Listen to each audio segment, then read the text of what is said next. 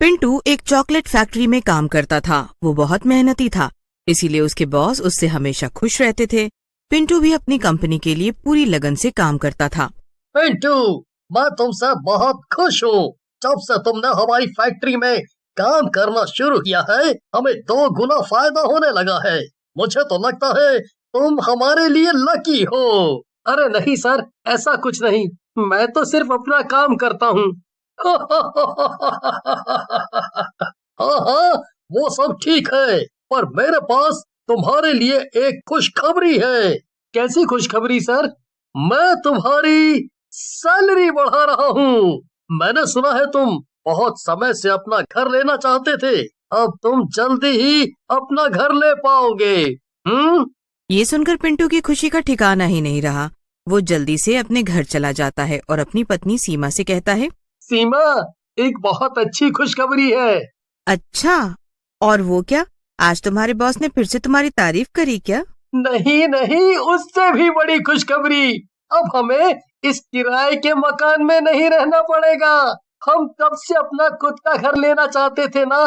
बस कुछ समय और फिर हम अपने खुद के घर में रहेंगे, ना कि किसी किराए के घर में। क्या? सच? मगर कैसे? पिंटू सीमा को सारी बात बताता है और सीमा को भी ये सुनकर बहुत खुशी होती है। दोनों डिनर करते हैं और सो जाते हैं, पर उन दोनों को नहीं पता था कि उसी फैक्ट्री के कुछ लोग पिंटू से बहुत जलते थे। उनमें से एक हरीश था। असल में हरीश पिंटू से पहले से उस फैक्ट्री में काम कर रहा था, पर जब से पिंटू वहाँ काम करने आया, बॉस के साथ साथ सभी लोग बस पिंटू की ही तारीफ किया करते थे। ऊपर से जब पिंटू की सैलरी बढ़ा दी गई तो हरीश का गुस्सा और भी ज्यादा बढ़ गया था।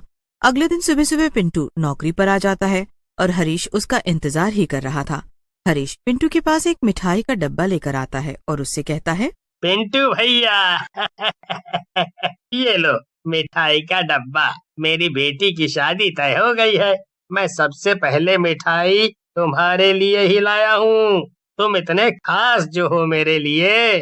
ओह हरीश भाई, मुबारक हो और मिठाई के लिए धन्यवाद। मैं इसे घर जाकर अपनी पत्नी के साथ खाऊंगा। हरीश चला जाता है और शाम को पिंटू वो मिठाई का डब्बा लेकर घर आ जाता है। सीमा पिंटू को डब्बे के साथ देखकर कहती है, अरे आज अचानक से ये मिठाई क्यों? अरे ये मुझे हरीश भाई ने दी है। उनकी बेटी की शादी तय हो गई है। हरीश भाई?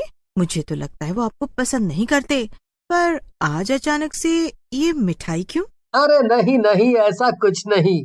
तभी तो उन्होंने सबसे पहले मिठाई मुझे दी, यहाँ तक कि बॉस से भी पहले। चलो इसे खा कर देखते हैं। अच्छा, तो फिर ठीक है। सीमा और पिंटू मिठाई खाने ही जा रहे होते हैं कि तभी एक डरावनी आवाज आती है, मिठाई को मत खाना। अरे क्या आपने भी वो आवाज सुनी? हाँ सुनी तो, पर वो आई कहाँ से? लगता है हमारे घर में कोई घुस आया है। तभी वो आवाज दोबारा आती है, मिठाई को मत खाना। दोनों इधर उधर देखने लगते हैं। तभी सीमा की नजर पर्दे पर पड़ती है। वहाँ पर्दे के पीछे कोई खड़ा था। सीमा डरते हुए पिंटू से कहती है, पिंटू, वहाँ पर्दे के पीछे कोई खड़ा है, देखो। जब पिंटू उधर देखता है तो वो भी डर जाता है।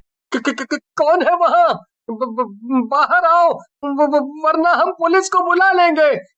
जल्दी बाहर आओ। पिंटू के इतने कहने पर वहाँ जो भी खड़ा था वो पर्दे से निकलकर बाहर आ जाता है। पिंटू और सीमा उसे देखकर बेहद डर जाते हैं, क्योंकि वो एक बहुत ही डरावना सा भूत था। उसकी आंखें एकदम लाल थी और उसके पैर भी उल्टे थे। हे भगवान, ये तो एक भूत है। पिंटू, जल्दी से यहाँ भागते हैं, इससे पहले कि वो हमें खत्म कर दे। चलो जल्दी भागो। पिंटू और सीमा भागते, उससे पहले वो भूत अपनी डरावनी आवाज में कहता है, रुक जाओ तुम दोनों। मैं यहाँ तुम्हें नुकसान पहुँचाने नहीं, बल्कि तुम्हें बचाने आया हूँ। उस मिठाई में जहर है। क्या? जहर इसमें? पर कैसे? भला हरीश मुझे जहर वाली मिठाई क्यों देगा? नहीं, ये सच नहीं हो सकता। अगर नहीं मानते तो खुद इसे खाकर देख लो। मैं कई सालों से उस चॉकलेट फैक्ट्री में भटक रहा था, क्योंकि मैं भी एक समय पर वहाँ काम किया करता था। पर एक हादसे में मेरी मौत हो गई। मुझे अपने काम से बहुत प्यार था, इसीलिए मैं उस फैक्ट्री में भूत बनकर भटकने लगा। आज सुबह भी मैं वहाँ था जब मैंने हरीश को मिठाई में जहर मिलाते हुए और फिर तुम्हें देते हुए हे भगवान, मुझे तो लगा ही था, मैं यही सोच रही थी कि भला ये हरीश आज अचानक से अच्छा कैसे हो गया। हमेशा तो तुमसे लड़ता रहता था। पिंटू उस भूत से कहता है, पर मुझे एक बात समझ नहीं आ रही कि तुमने भूत होकर मेरी मदद क्यों की। मुझे तो लगा था सब भूत बुरे होते हैं। जब मैं उस फैक्ट्री में काम करता था तब मेरे भी कई दोस्त थे, पर फिर मेरी मौत हो गई।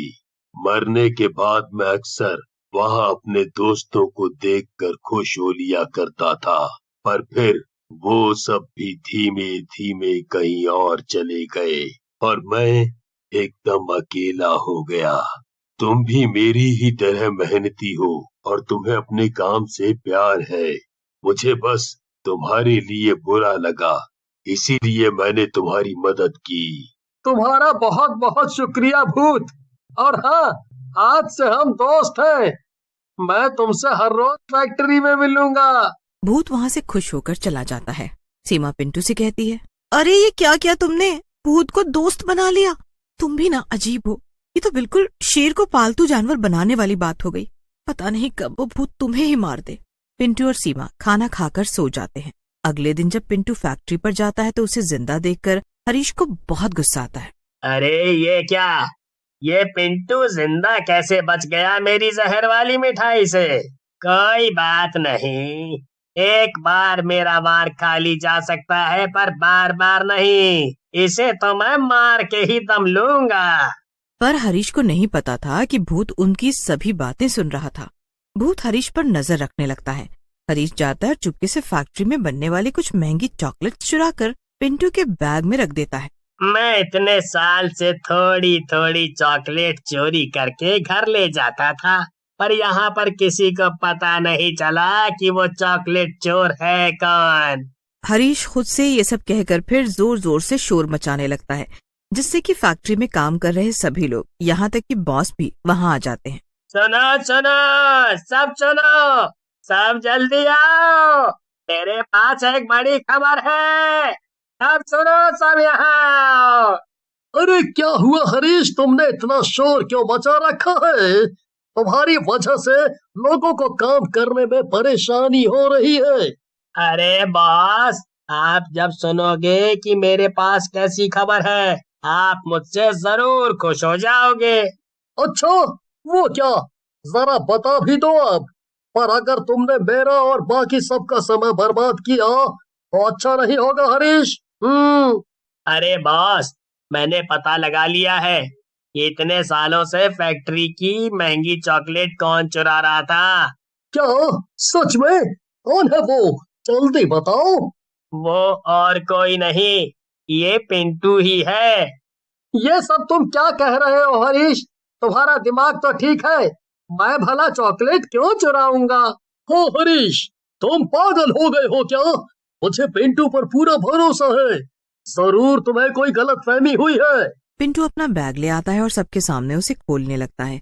तभी पिंटू के पीछे वही भूत आ जाता है और वो पिंटू के कान में कहता है, पिंटू, मेरी बात ध्यान से सुनो। इस हरीश ने तुम्हें फंसाने के लिए सच में तुम्हारे बैग में चॉकलेट डाली थी, पर मैंने उसे हटाकर इस हरीश के बैग में ही डाल दिया है। सब लोग पिंटू का बैग देखते हैं पर उसमें कुछ भी नहीं निकलता। बॉस को हरीश पर बहुत गुस्सा। हरीश, ये सब क्या मजाक था? पिंटू के बैग में कुछ भी नहीं है, तुमने हम सबका समय बर्बाद किया। पर ये कैसे मुमकिन? मैंने खुद इसके बैग में चॉकलेट मेरा मतलब मैंने खुद इसे अपने बैग में चॉकलेट डालते हुए देखा था। ये चॉकलेट गायब कैसे हो गई? चॉकलेट गायब नहीं हुई हरीश, वो तुम्हारे बैग में है। पिंटू हरीश से उसका बैग छीन लेता है और उसे खोलकर सबको दिखा देता है। उसमें सचमुच वो महंगी चॉकलेट्स थी। बॉस पुलिस बुला लेते हैं और हरीश को पुलिस पकड़कर ले जाती है। इतना ही नहीं, उसे नौकरी से भी निकाल दिया जाता है। सबके जाने के बाद भूत पिंटू के पास आता है। अरे भूत, नहीं नहीं, मेरे दोस्त, मुझे 2 बार बचाने के लिए शुक्रिया। तुम सच में मेरे पक्के दोस्त हो। उसके बाद पिंटू खुशी खुशी फैक्ट्री में काम करने लगता है और वो जल्द ही अपना नया घर भी ले लेता है। फिर वो अपनी पत्नी सीमा